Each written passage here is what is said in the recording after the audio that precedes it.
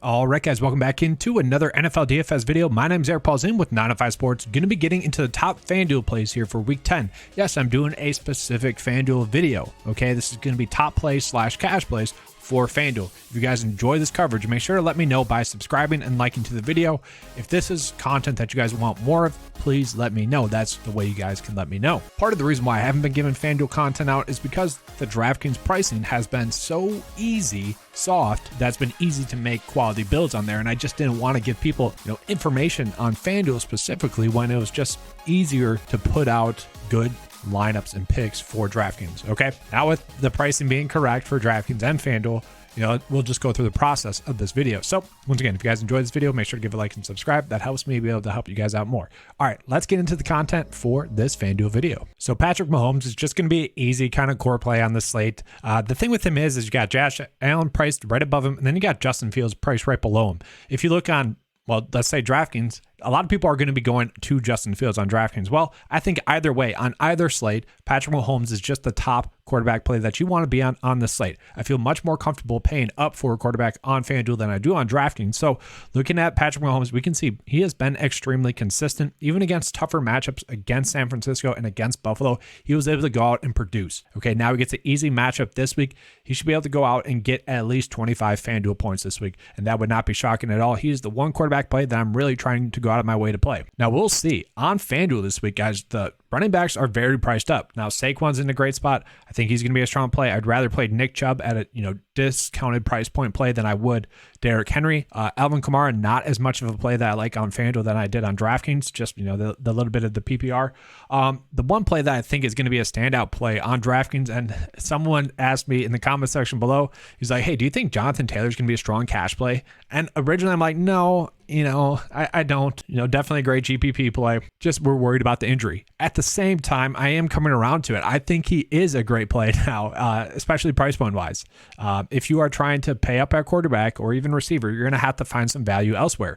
And Jonathan Taylor might be that value. Now, we have seen him struggle, but if you've watched the film, it is not Jonathan Taylor. Jonathan Taylor has looked good. Okay. The talent is obviously still there, still an elite running back. Okay. You could argue he's the best running back in the league when he's fully healthy. And that's the biggest question. Is he fully healthy? I am willing to take that risk this week on FanDuel at 7K that we are getting, an elite running back in an elite spot with his backup currently banged up. He should be locked into getting at least 70% of the snaps is what I would say, at least if he's healthy. And if that's true, he should at least get maybe, let's say 20 opportunities. And especially with a new offensive coordinator. Now, you could argue that the coordinator is not going to help because it's his first time really calling a game. But at the same time, I would argue that it's his first time calling a game. Just get your best player the ball. Get him 30 carries. Who cares? Just do that. And so I could see that being a positive. And that's why I've kind of come around to him as a strong core play for you on the slate, a top play on that slate, just given the price point as well. And then Devin Singletary, honestly, guys, if Josh Allen is ruled out,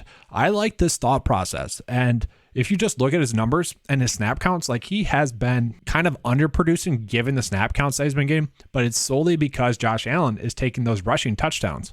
Okay, with Josh Allen being banged up, even if he does play, I kind of expect those rushing touchdowns to possibly go elsewhere. Now, it could be an end around to Isaiah McKenzie or something stupid. It could be that to Nyheim Hines. I do think just there's going to be more possibilities for Devin Singletary to score. I kind of think if Josh Allen is banged up, Devin Singletary playing at about 75% of the snaps, if that continues, if that snap share continues, he could be a fringe RB1. He could be basically Miles Sanders, where, you're kind of just ending up on him. At Devin Singletary's price point, I am willing to take that. He is the lowest price running back that is getting 74% of the, offensive snaps. In the best offense in the league, you could argue is the best offense in the league. I'm willing to take that risk. It's just, it's a price point that opens up a lot of stuff. Then you wouldn't maybe have to pay up for Jonathan Taylor if you didn't want to go that route. And then considering in price, I do think Amon-Ra St. Brown is a very cheap price point on FanDuel. I think this is the route that I want to go.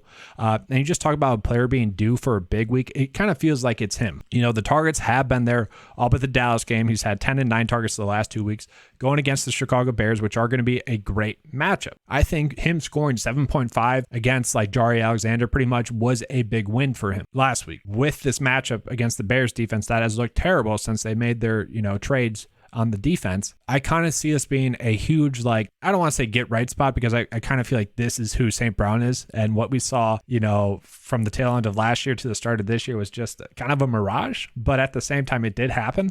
And it just feels like a natural get right spot for him. So I do kind of expect him to have a big game. Maybe, let's just say 6 receptions, 70 yards, and a possible touchdown is what we're looking for there, which isn't much more than what he had already been doing, So it could be a very strong price point play, I think. And I just like the matchup a lot. And then from there, guys, like tight end wise, obviously you're paying up for Travis Kelce if you can afford to. Greg Dulcich in a great spot. Like you can play him. Foster Moreau. Those players are still going to be strong tight end play. Okay. But on this slate, just given the price point of Tanner Hudson, like if you're trying to find value, Tanner Hudson would be the route that I'd want to go. It's not a lock and load. And this is something that maybe, Sunday morning, you're checking Twitter just to see what the buzz is on Tanner Hudson, because when Daniel Bellinger went out, I kind of thought it would be Tanner Hudson that was stepping up into that, prominent role. And he did. He saw a majority of the snaps for that New York Giants offense at the tight end position. And if that continues, he should be a strong price point play. He should be a strong value play. But that is something that I'm warning you guys on Sunday morning. Just make sure to double check that. Okay. And then lastly, I am prepping for Josh Allen to be inactive. And if he is inactive, we are just playing the Vikings defense.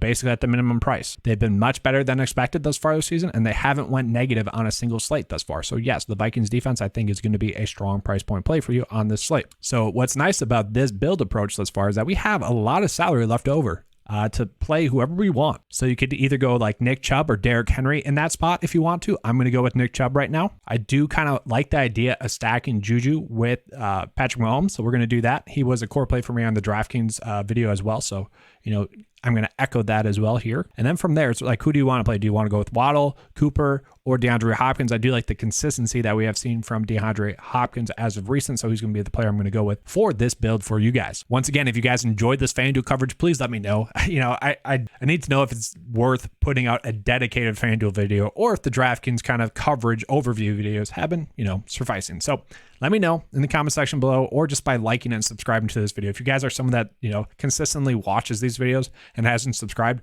just kind of let me know that you enjoyed the FanDuel coverage by hitting that subscribe button, And part of my goal is to reach 5,000 subscribers before the new year. So, it helps me reach that goal as well. All right. Thanks for watching, guys. Let's have a good slate. And as always, let's keep cashing.